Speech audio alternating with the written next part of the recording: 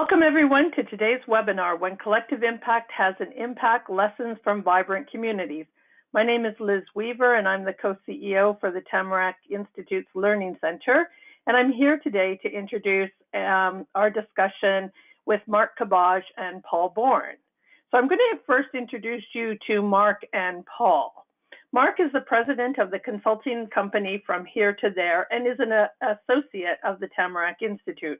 Mark was the coordinator of Waterloo Region's Opportunity 2000 project from 1997 to 2000, and it was an initiative that won provincial, national, and international awards for its multi-sector approach to poverty reduction. He served briefly as executive director of the Canadian Community Economic Development Network, also known as CEDNET, in 2001 and was vice president for the Tamarack Institute and executive director of Vibrant Communities Canada from 2002 to 2011. Mark has firsthand knowledge of using evaluation as a policymaker, philanthropist, and activist, and he has played a big role in promoting the emerging practice of developmental evaluation in Canada. Mark is currently focused on how diverse organizations and communities work together to tackle complex issues, on social innovation as a sub-theme of community change work, and on strategic learning and evaluation. Welcome, Mark. Hi, Liz. Paul, so I'm now going to introduce Paul Bourne. Paul is the co-CEO of the Tamarack Institute, where he's creating vibrant communities and leads the national networks, Cities Reducing Poverty and Cities Deepening Community. He is the author of 4 books, including 2 Canadian bestsellers, is a faculty member of John McKnight's Asset-Based Community Development Institute, and a senior fellow of Ashoka, the world's largest network of social innovators. Paul grew up in the Fraser Valley of British Columbia as the son of Mennonite refugees. This, in part, is what made him deeply curious about and engaged in ideas that cause people to work together for the common good, work that he calls collective altruism. He holds a master's degree in leadership and specializes in helping organizations and communities to develop innovative ideas that motivate people to collaborative action. Welcome to the webinar today, Paul.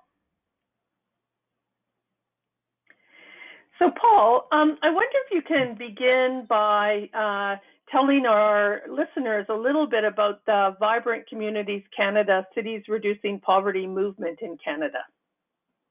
Sure, Liz, and thanks so much for your role today. You're also co-CEO of Tamarack.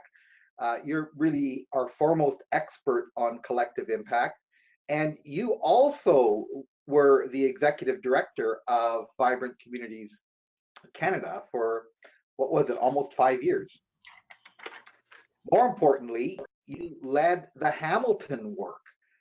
So you bring tremendous experience here and really developed one of our leading partners. So really what we are is Vibrant Communities is a network of cities that are learning together and acting together as a campaign to both end poverty in Canada and to deepen the experience of community in Canada. We're in cities right across the country from coast to coast and everything in between. In Cities Reducing Poverty, our members cover off about 98% of all the poor in Canada are within their jurisdictions. So we are a large network doing some amazing work, some rethinking, using collective impact, developing common agendas in our communities to reduce and end poverty. So it's exciting that 2 of our members were featured in this North America-wide study. And of course, Liz Weaver was on the steering team of this study. So Liz, you know, as I looked at this study again this morning, I thought to myself, this could be the most important paper yet written on collective impact. Your thoughts on that? Yeah, and you know, I certainly do think that there are some really important lessons that have been learned through this study, and looking at the the different ways that collective impact has evolved both in Canada and the United States primarily. There are lots of really significant lessons about what makes it work, in what context, and how it is something that it is a framework, or it is an approach that is moving the needle in communities across Canada and across the United States as well. I think maybe what we'll do is we'll go into our first question. So in our first webinar, we heard from the authors of the study, Lauren and Terry, and they talked about the most important conditions, and they said, that the typical conditions, that of the common agenda, the presence of a backbone, continuous communications, and shared measurement are really important in this work, but that the presence of a backbone and a common agenda are some of the really critical components. Does this fit with what you have experienced with vibrant communities across Canada? And how would you talk about the vibrant communities work from the lens of the 5 conditions? So maybe, Mark, we can start with you, and then Paul, you can chime in afterwards. Yeah, thanks, Liz. I did enjoy reading that study, and I do think it was an important study for the field because it added some extra data and a deeper set of insights than even the original papers on collective impact produced. So it's a very important study for our field. And I would say that, as you know, when we started Vibrant Communities in 2002, we didn't use the same kind of language. We used, rather than the language of mutually reinforcing activities, we talked about comprehensive thinking and action. And rather than shared measurement, we called it learning and change. And we called backbone, convener, organization, etc. And we had as our agenda item, reducing, not simply alleviating poverty. So when these ideas emerged in that 2011 paper, I think they were better framed than perhaps we had framed them, but they clearly communicated something that we had an instinct that was important about in 2002, and has continued to be the cornerstone of a collective impact effort to reduce poverty. So I do think it rings true yet again, and it rings even more true because there's so much data behind it. I will confirm that the common agenda and the backbone conditions, they're making a claim that these are extra important in the work, and I think that's true, but I'm just going to confirm why, and then I'm going to confirm that I think they're necessary but insufficient to look at the work that way. Liz, I think you and I have both used that phrase that Jay Conrad gave us, that metaphor, when asked by Francis Ford Coppola, when asked what was the difference between a bad movie and a good movie, the director of things such as The Godfather said, you're making a good movie when everyone's making the same movie. And I think that really is a metaphor for having a common agenda. We work in distributed systems where people all have different values, interests, and pressures. Big communities are big systems. And how do you get people aligned on a plot line, on a common movie, a storyline around which they can organize their action? And it's not a traditional plan, but it is a common agenda that serves almost like a North Star. So I don't know if you continue to use that metaphor, Liz, but I sure do. And so common agenda or a movie plot line such as reduce, not alleviate poverty, that for sure is an important rallying cry. So I would think that's necessary. The next one of the backbone organization, we want to extend that movie metaphor. Movies don't get made without directors and executive teams. And while everyone is going about doing their little part to build the movie, someone's got to keep the whole thing sort of aligned and directed and supported. So this backbone support function, which I think community change makers have known since the 60s, that this collective action is hard to do off the side of your desk. But what the collective impact research has shown us is it reaffirms something we already know. This stuff needs a core organization or a function to help orchestrate all the parts.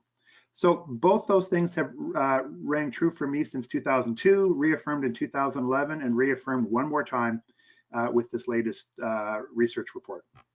Maybe I'll let Paul go before we iterate a little bit more about why I think these are important conditions but not necessary, but I'm sure pleased to see that it came out that way in the report. Well, Liz, I would say that, a lot of what Mark says, obviously I agree with, because I mean, the three of us are always going to agree for the most part because we've worked at this so long together. I was struck by that comment actually when I saw it. And so in vibrant communities, I would say that the common agenda is the most important. And maybe what they're saying is that if you have a good backbone organization, it will get you the proper common agenda. And the common agenda isn't just a good plan. It is a deep commitment and a lot of trust. Um, and I'm thinking to the paper that you wrote on trust, Liz, as how much you've highlighted how important that is in terms of moving things forward. And that doesn't just come because we decided to work together. It often comes through relationships that have taken place over many years. And really, what the organizer can do is bring people together. So I'm not sure whether it's the backbone structure or role, or whether it's like, I find that in communities when we have a really good collaborative leader that can hold the culture of collaboration um, throughout the common agenda period. Then, of course, to implement the common agenda, and you see, I never differentiate between common agenda and shared measurement, because how can you have a common agenda unless you all are committed to understanding the data and using the data, right? It's all part of that larger commitment and plan. And once there's a momentum to move forward, then we need some form of organizational structure to go from idea and commitment to action.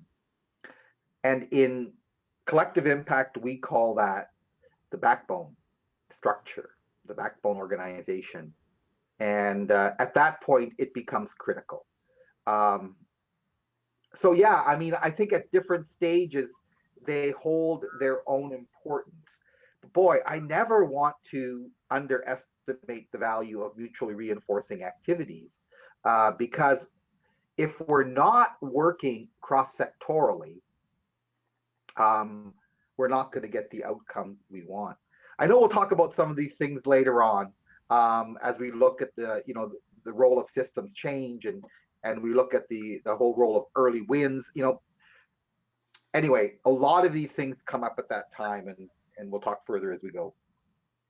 It's interesting because I think both of you identified that form follows function, that the common agenda almost precedes the structure of the backbone. It's a little chicken and egg kind of approach. But Mark, you hinted at that these things were important but not necessarily necessary. So maybe you could just share with us what you were hinting at there. Yeah, maybe if I said that I misspoke, I meant to rely on the phrase necessary but insufficient. Okay. Yeah, and Paul actually sort of got at it as well. I do think, if you're drawing a diagram with a bunch of bubbles and saying these bubbles are extraordinarily important, and I think this is what this thing has, this research says. Common agenda and backbone are really important, but it's still hard to imagine moving forward with all these other pieces, because, I might even refer to some of the work that FSG did that also confirmed what the field knows, that you can have a common agenda and a backbone, but if you don't have one of those preconditions, which is urgency around the issue in the community, you don't have a collective impact effort or a poverty reduction effort that's going very far. So a lot of what we've learned over the last years is how many agendas can a community handle for community change agendas. I remember one city, Paul, you may remember this, and Liz, I think you were on the call many years ago. One city, when we did an analysis, had 17 collective impact agendas going at the same time, and the city leaders said they were all kind of anemic because there was the urgency was distributed amongst all of those. So common agenda is important, and backbone's important, but there are also preconditions that are important, having the right leadership, having urgency, etc. And other things that may not be so uniquely laid out in the 5-point framework that FSG has offered us, including, I just thought I was in Australia and this was really revealed to me. One of the reasons that the 10-year plans to end homelessness in Alberta have done so well is clearly because of those 5 conditions, but also they created other enabling conditions within the government to do what we would now call horizontal and vertical management. They created all these mechanisms for 8 ministries to work across each other and a very important secretariat in the government of Alberta to align funding and policies to make the enabling government systems. And so those 5 on the ground conditions existed, but there was other enabling conditions that emerged as well. So for me, I love it that they highlighted these 2 things, but I can help that when thinking that when the work gets going, you have to understand that it's all these enabling conditions together that improve the probabilities that we can get outcomes. So that's why I use the word necessary but insufficient. Good. Well, that's interesting. So we're going to pivot a little bit and dive a little bit deeper into this question of backbone. And it's a particular role that Tamarack, I think, is interested in, because in some ways, Tamarack has been the backbone to this network of vibrant communities, cities reducing poverty, and is now backboning the network of these deepening community, the deepening community network. So the report discovered that there are factors comprising that are really important to a strong backbone. The presence of 1 or more staff people committed to the backbone role, and having an established leadership structure. What are some trends that you've seen amongst the various models of vibrant communities? And are there any thoughts that you have on structures like the constellation model, which is a particular governance structure that our vibrant community partner in Saskatoon mentioned that has helped them advance their work? So let's talk a little bit about backbones and what you might be learning about, both the role of staff in the backbone, but also the governance kind of structure of the backbone. So turn it over to you first, Mark. Well, I will confirm that I do think this idea of constellation model that I believe that the Center for Social Innovation out of Toronto helped popularize. I am seeing more and more of those, particularly as poverty reduction plans get more ambitious and try and tackle multiple factors related to poverty. I'm not as familiar with the Saskatoon example. I'm more familiar with examples for the moment in Edmonton and Calgary, and I know that next week when we're in Vancouver with the Poverty Reduction Network, I'm going to share a quick insight into a story from Calgary around some real significant progress on issues of financial empowerment and access to affordable financial products that happen because of the constellation model and assigning implementation leads to different topic areas. So when the thing is so complex, you almost have to distribute leadership, and this constellation model is really almost the only way to go. And it's not, I should say, new. I think Vivre Saint Michel in Montreal has been using a constellation model ever since the early 2000s. So that for sure is a trend. Liz, the other thing that I'm seeing is a trend to organizations trying to support multiple collective impact initiatives at the same time. Maybe you can remark on this as well. There's been a lot of groups that have created very dedicated backbone teams to specific initiatives. And again, you can go into community and find that there's 7 backbone teams supporting 7 different initiatives, but there are increasingly groups coming together to support multiple different change initiatives and then try and find some ways for them to be mutually reinforcing. So I think that's trend number 2. And trend number 3 for me, and this is the final one, is watching how people are paying attention to the external functions of backbone work. How do you help plan? How do you write research reports? How do you run meetings? To more the internal story of how do you create a safe space for the kind of leadership that Paul talked about earlier, for people who dearly want to shape the future and know that they almost have to transform themselves and their organizations to be able to see the transformation in the systems that they want. And that's not simply going to well-organized meetings every 2 weeks or 4 weeks. There's deeper stuff that goes on there around trying to find a common purpose and really having tough and fierce conversations in a safe way that allow people to dig deeper than they normally would have if they were simply meeting in a normal collaborative meeting. I think you mentioned this before.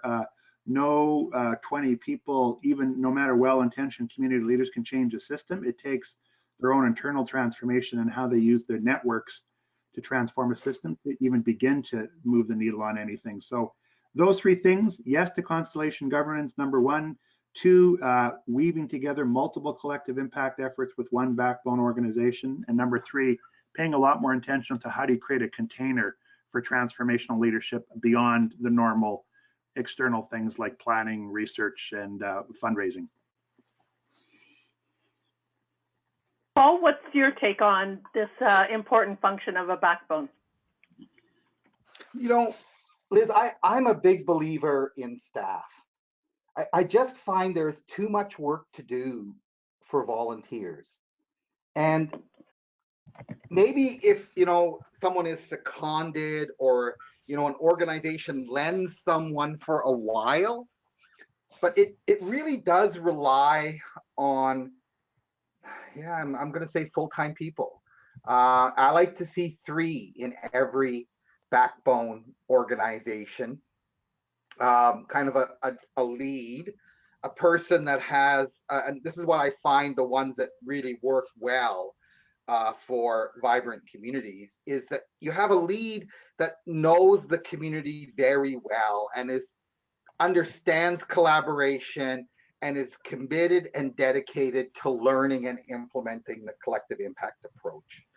So a fairly senior person. And then we need to have someone that's working with all of the partners, because it's usually a large collaborative of often up to 100 organizations that are working together now on a system-wide change and impact and supporting those individuals. And then there needs to be kind of an admin role, because there's just a ton of meetings and lots of paperwork and lots of communications that have to occur. And so what I found is that when we don't have those staff roles, that the work, the day-to-day work doesn't get done, and we require the member organizations who are supposed to be working on the bigger issues and the change around that are now spending their time doing the actual organizing and keeping things together. So I put a big role on that. Then the other one is, it's the leadership roundtable for me that is the second most critical group. And in vibrant communities, the leadership roundtable is what we try to do is we make it up between 25% of people with lived experience of poverty, 25% from the voluntary or non-sector group, 25% from government, and 25% from business. And so when we do that, we have this representation of the entire community that's there, and a strong representation from all the partners, so that everyone feels that they have someone at that table that they have access to, all the partners have access to and are committed to. So those are the ones that I feel are really the most important 2 groups. Then there are usually action teams that take the strategies that come out of our common agenda, and they're implementing them within the community over time.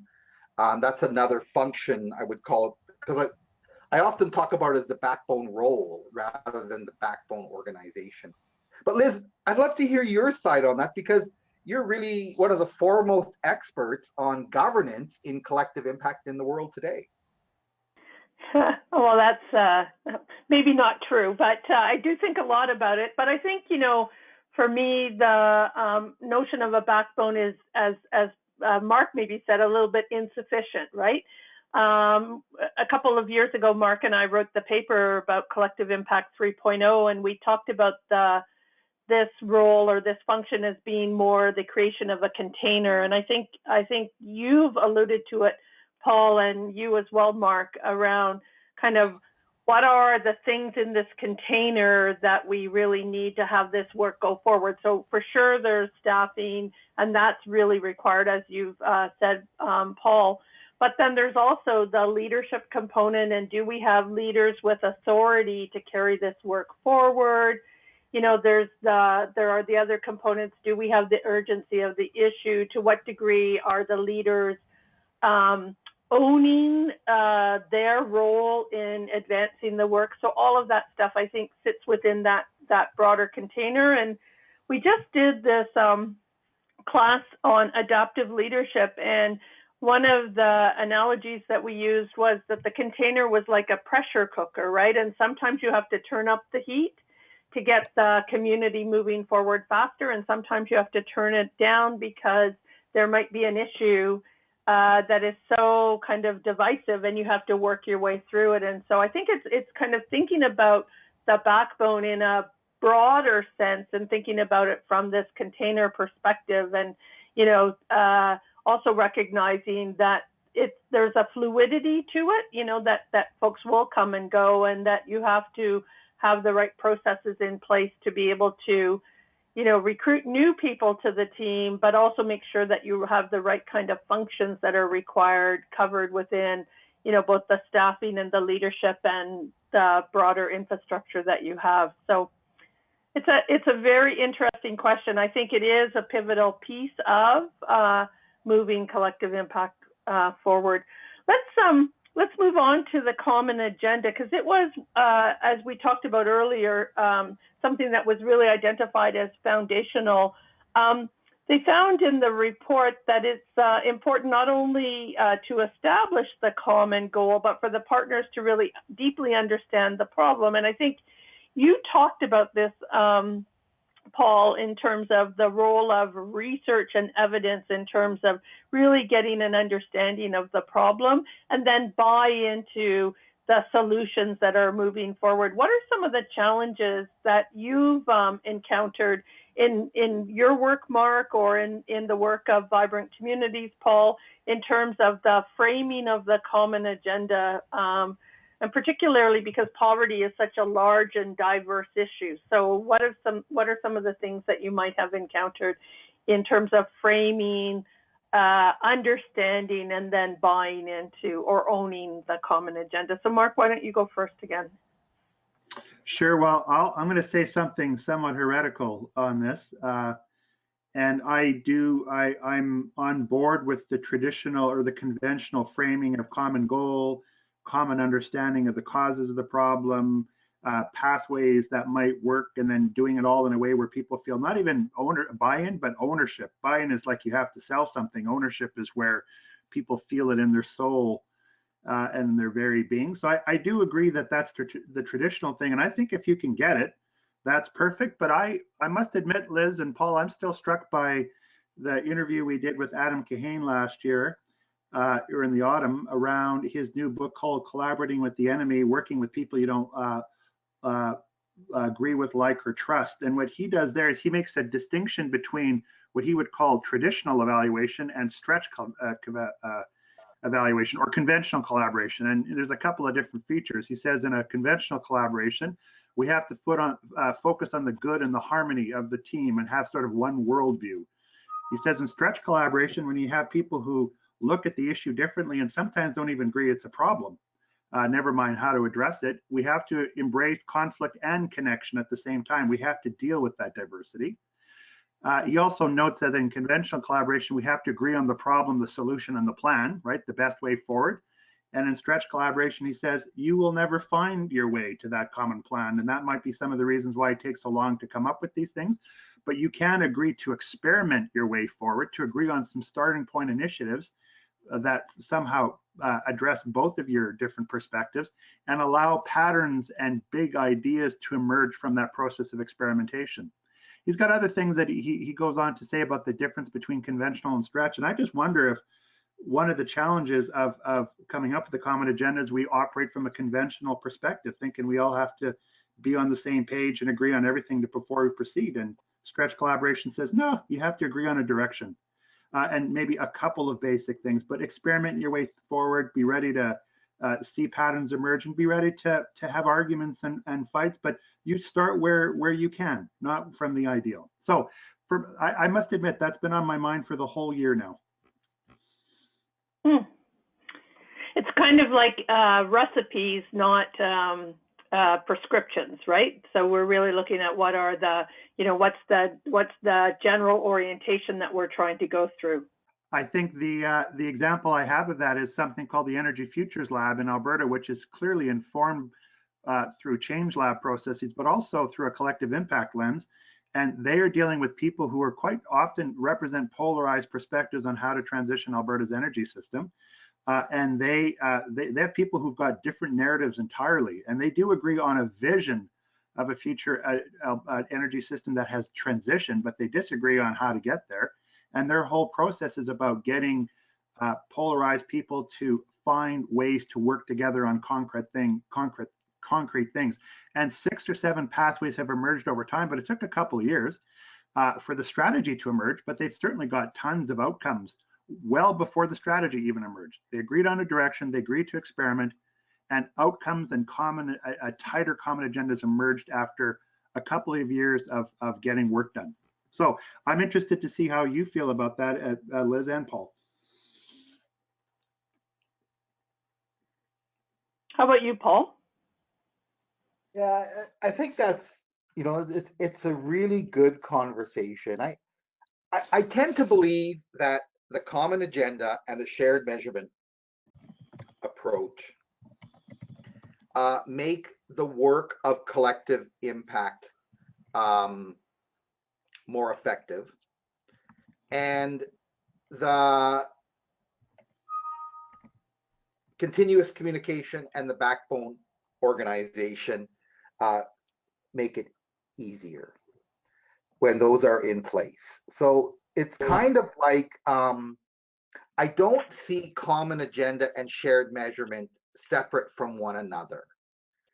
And when I work with cities, one of the first things that I try to get them to set up is a listening team that is going out and doing broad-based engagement and really deeply getting the system to hear from to listen to one another, to listen to those with lived experience in that issue, particularly as it relates to poverty. And then I get them to set up a data team. And I often say that stories without numbers are like numbers without stories.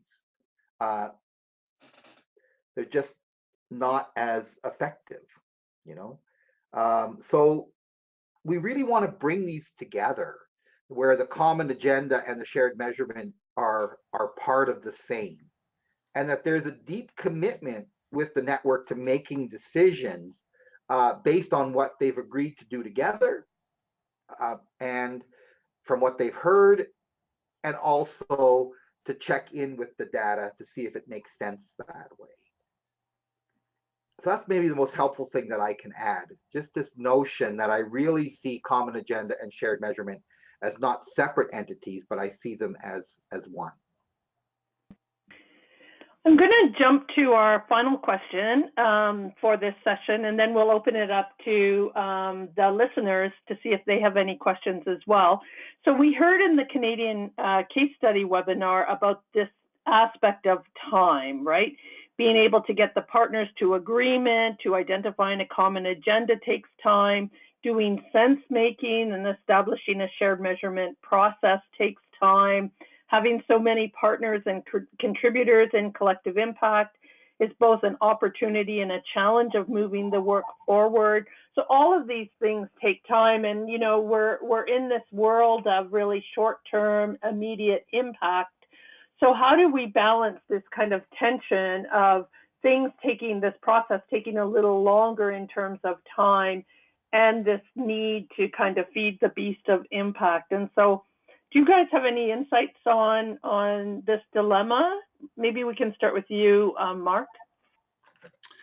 Sure. I love this question because it reminds me of some of the excellent work that the Aspen Institute Roundtable on Community Change did a while ago. And in some ways, I really think that our field would even be stronger if we paid a lot more return to some of the insights that they generate around 20 years of evaluating comprehensive community change efforts. And one of the things they found is when you're taking on efforts like this, you have all of these, you mentioned it earlier in a way, Liz, these tensions, the product process tension. How do we get good product while having good process, right? How do you meaningfully engage people while moving efficiently to outcomes? The long-term, short-term tension, the inside-outside tension. They actually developed 5 real tensions, and they said you manage these tensions. They don't go away. In fact, you do more than cope with them. You manage them. And the challenge is, what are clever ways of doing that? And knowing that this is a challenge, no matter what topic we're focusing on, poverty reduction, early childhood development, energy transition, etc. Some of the things that I've seen people do are number one, embrace the idea that we're not developing a linear process where we develop it, we build it, and then sustain it over time, but to acknowledge something that I think we've embedded in our work, Liz and Paul, which is the adaptive cycle, to say that these initiatives go through cycles. So you're talking about a long-term agenda, but you may have multiple chapters of adaptive cycles in that process. You start something, you build it, you learn, and then you adapt, and you might even renew it over time. In fact, in Vibrant Communities, the first round, we had renewal as a phase. And I'm thinking back, Paul, to OP 2000, which was a 4-year campaign. And it seemed to me some of the subsequent campaigns were their own story. But that first campaign clearly had a beginning and an end. And it was a long-term goal of reducing poverty. But OP 2000 was simply meant to be one chapter in a larger story. So thinking in kind of shorter iterative cycles is helpful. And I've seen lots of people do that. And number two, even taking some of those cycles and breaking them up into smaller cycles, which many people would know to be the agile approach, which we're starting to adopt from software companies. That includes things like the 24/7 initiative in Edmonton, which is part of a larger collective impact effort on safety. And they break down their long-term goals of reducing the number of people who are vulnerable in downtown Edmonton to 30 and 90-day sprints where they get different things done in different sprints. And they have different players and they have different outcomes, and everyone's got their eye on the ball over the long-term process, but they've broken it down into much more manageable parts and chunks. So this long-term, short-term tension, I think this keeping a long-term vision in mind, but breaking it up into iterative cycles and sprints can go a long way to helping people. And I think some of the more successful initiatives in Canada have done that. Well, I agree with Mark in terms of the breaking down into shorter term cycles is a really interesting way of thinking about it, and even thinking about evaluation in that way, right? What can we achieve in the first year? You know, what's the behavioral change that we might get to in the second year or third year, and then population level change. So these cycles have great ways of kind of, in this work, it's complex, and the cycles are a helpful way of kind of thinking about that. So we did get a question from our audience before the webinar, and so I'm going to ask that question first, but we have a couple of other questions in our chat box as well. So our first question was, what are the best things communities can start doing now to reduce poverty? And so, Paul, you have your head down on the poverty reduction work through Vibrant Communities. So what are some of the best things that communities can do? And the person who wrote this question also said, I'm hoping that I can see how citizens like me can best support these kinds of activities. First of all, if you're really interested in poverty reduction, look around. There are amazing organizations all around you that are doing amazing work to help the poor. Get involved with them. You know, in Canada, in just about every jurisdiction, over 85%, 86%, some jurisdictions 90% of our population are not poor. That means that there are amazing supports and services in play. Now, what our bigger problem is that for the most part, we've been at this 84, 85, 86, 90% for many years. And that we're having a hard time moving the needle on poverty. And for many of us, we think that the next 5% less poor, that means if we have 85% of our population not poor and we want 90% not poor, it's going to take a different way of working. And that's why collective impact resonates with us. We feel that we need to approach this issue in a different way, working on a large scale collaborative approach, on a systemic approach. I often feel that our economic and social system is only 85% resilient, because that's what I see across the country. Now, in Aboriginal communities, we have a much, much bigger issue. But in our urban centers and even much of our rural, we're doing really quite well. We just want to do a lot better. We want no poverty. And so we have to work at a systemic level, and that requires us to collaborate like we've never collaborated before, and to fill the gaps. So that's why vibrant communities, cities reducing poverty, is so that we can have large-scale collaboration. That's why this paper is so important to us, because collective impact does work, and we have seen it work in many cities in Canada and the United States today. Thanks. I'm going to move on to the next question. This is from Alexandra Dixon, and it's about backbone. So we often struggle with backbone composition. We have community agencies saying that they do not want the government to form the backbone, but the community agencies don't have the same level of resources or staff to oversee the backbone and its activities. How do we determine who does what and distribute leadership within our collective impact efforts? So, Mark, maybe you want to start, and then Paul can jump in. Sure, it's a great question, and I want to confirm that I think in 2004 or 5 we actually looked at the pros and cons of different backbone relationships. And Liz, you're more familiar with the recent literature on this, but I think FSG also has some stuff, and you would have some stuff on pros and cons of different models. So that might be something to send out to people, simply to confirm that there is no one model. There's just different options more than anything. But this idea, you have some of that stuff. Hey, Liz? Yeah, and we'll include it in the post webinar email for sure. Yeah, well, and one of the things I think would be helpful, and Paul referred to it, and I fully agree, and in fact, it represents our experience in Opportunities 2000 that happened from 97 to 2000. It might be helpful to think about backbone as a function. There are things that need to happen, and in fact, you need a team for it. Simply having people doing disparate pieces of work in a distributed way may not work as well as having a team where the team could be an assembly of people from different organizations, 0.25 person from this agency, a full-time person from this government department, etc., where there is a strong team culture, but everyone contributes, almost like a stone soup model, to a backbone function, and that function is more than one organization.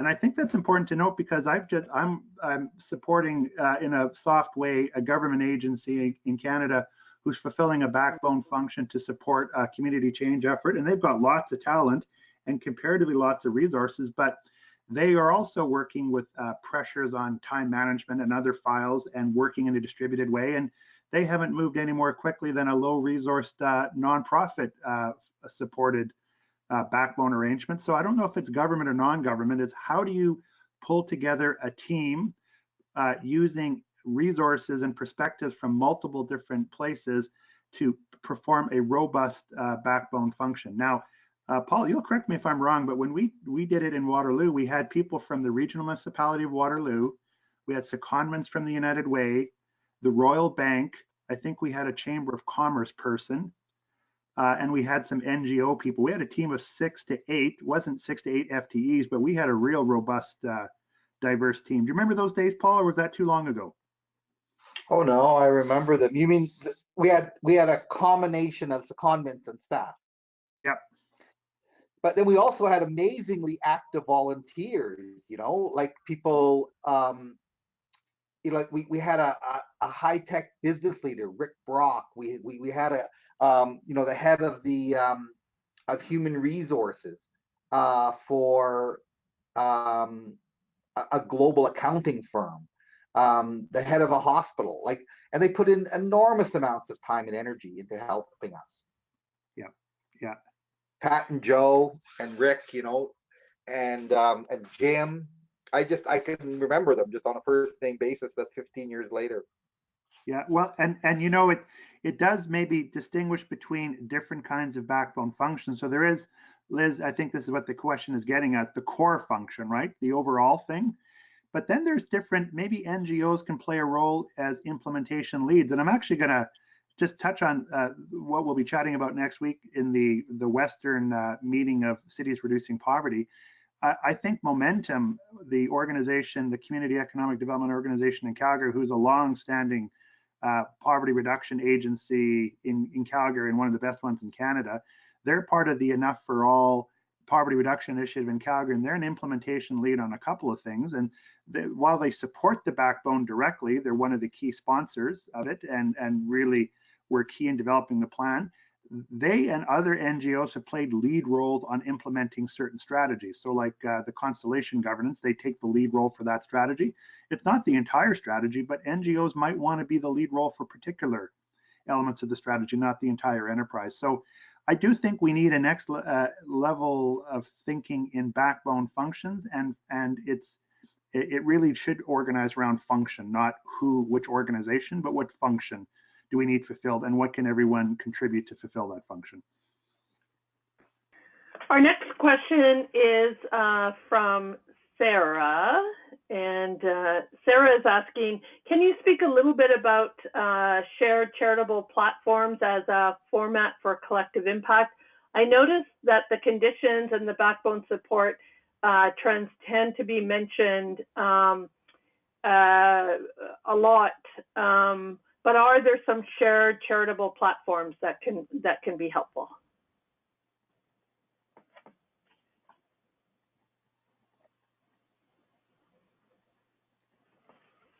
Anyone have any questions for this question? I'm struggling to understand, Liz, what a shared charitable platform would look like. I'm just struggling with that. I wonder if she means a coalition of organizations, that kind of thing, where there are multiple folks. So in Hamilton, when we formed our backbone or our leadership table, it was co-convened, right? There were a couple of organizations that convened the folks together, and they shared the responsibility initially. So it was the community foundation and the municipal government. So it wasn't just a single entity that was convening the function or supporting the work. It was this kind of triumvirate of folks that were convening it. So perhaps that's a direction. There are lots of different strategies. And I think, what we've learned, I guess I could answer this, what we've learned is what works in your context, right? So if, for example, in your context, it makes a lot of sense for a community foundation to convene, or there's a shared convening approach, or it makes sense that government is the group with the resources, you want to look at your local context. And I agree with Mark in terms of, looking at the functions and then determining who in the group is best suited to fulfill those functions. I'm going to move on to one more question before we wrap up. And this is a question more for you, Paul. Can you recommend any key books or articles to read, websites to research for people that are very new to learning about poverty and addressing poverty in the community? And that's a question from Andrea. That's great. Thanks, Andrea. Well, first of all, I would go to www.tamarackcommunity.ca. That's our main website. And look on the top bar and click on Vibrant Communities. That'll open up and you'll see the Cities Reducing Poverty sign there. You click on that, and then there are like a ton of resources that you can read. What's also great is that the directory of all of our members is there. You open that up and it's a live directory. So you can go to all of their websites and see what all these different communities are doing around collective impact work, which is causing them to significantly reduce poverty in their communities. There's also a couple of little booklets there that we created.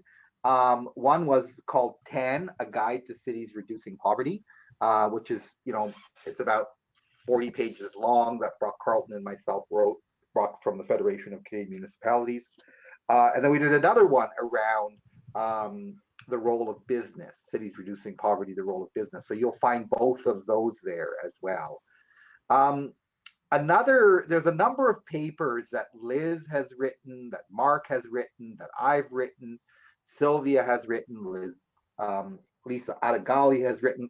Like, we've got a lot of papers within the network. And what's important to recognize is that when Mark writes, he's got lots of background. When Liz writes, she's got lots of background. When I write, I've got lots of background. And we don't often talk about poverty reduction, but much of our early day work and my continued work was specifically learning about how to do collective impact through a poverty reduction lens. So we always have a bit of a bias that way. Hope that's helpful. Yes, great. Thanks so much, Paul. We're going to conclude our discussion at this point. I want to thank you, Paul and Mark, for sharing your perspectives, and to thank all of you who attended the webinar today for your thoughtful questions. Hey, and Liz, just before, I know this is the last of a three-part series. Thanks for envisioning this. Thanks for being on the steering team. Thank your entire steering team for putting this paper together. If we were in the room, I'd ask everyone to stand up and give you a big round of applause. Well, I had only a small role to play in it, but I think that it's been a very interesting way of looking at when collective impact has an impact through the lens of the work at Tamarack and of vibrant communities. And so we will send out some additional resources and some links to the evaluation report and some links about vibrant communities work. So stay in touch with the Tamarack Institute and Vibrant Communities Canada. You can receive our latest thinking, news, tools, and resources from the network by signing up and receiving one of our regular newsletters, or by visiting the online learning community at www.tamarackcommunity.ca. If you'd like to learn with Mark, Paul, and Vibrant Communities in person and explore innovative ways that local communities are leading the way in poverty reduction, you can come to our Eastern region annual summit, Cities Innovating to Reduce Poverty. The summit takes place in September. The Western one, I believe, is almost full, but the Eastern one takes place September 18th to 20th, 2018 in the Peel region, and you can see some details about that summit on the screen. Registration for the Community Change Festival is open. Over 4 days, participants will explore the 5 competencies every change maker needs to move from ideas to practice to impact. The 5 competencies or idea areas are collective impact, community engagement, community innovation, collaborative leadership, and evaluating impact. We'll host workshops, open space dialogue, present tools, and take you on immersive learning tours and facilitate peer input processes, and we'll have a festival of events. So please be sure to register by June 20th and be entered into a draw for a free seat. The prize can be used to refund your own ticket or to bring a colleague at no cost. The registration link is on the screen, and we'll send you some more information in a follow-up email. We also have a couple of one-day workshops that are coming up at the end of the month. I'm going to be in Ottawa on June 25th and in Kingston on June 26th, hosting a workshop on turf, trust, and collaboration, which Paul mentioned my paper on turf and trust earlier in the webinar. This one-day intensive workshop is designed to provide you with practical tools and new approaches for building relationships that are really formed of trust. The registration link can be found on the bottom of the screen, but will also be sent to you in the follow-up email. If you enjoyed this webinar, you may be interested in our next webinar, Introducing Reconciliation with Reconciliation Canada. This organization has been helping to advance discussions on reconciliation and revitalize the relationship between Indigenous peoples and all Canadians across the country since 2012. In this webinar, we will create a safe space for you to explore our shared Canadian history, examine the meaning of reconciliation and the respective roles we all play. Explore your values and beliefs as they relate to reconciliation, ask questions, and learn from one another. The webinar will be held on July 5th from 12 to 1 o'clock Eastern Standard Time. The registration link will be sent to you in a follow-up email.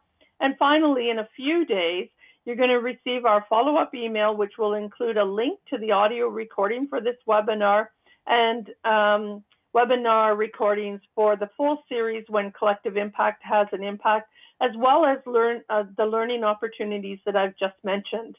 You can email Natasha at tamarackcommunity.ca to provide your feedback about today's webinar. We're always trying to improve the webinar experience, and so we really appreciate and value your feedback. Thanks again, everybody, for joining us, and we hope you have a good rest of your day. And thank you, Paul and Mark, for sharing your perspectives about when collective impact has an impact from the Vibrant Communities lens. Goodbye, everybody.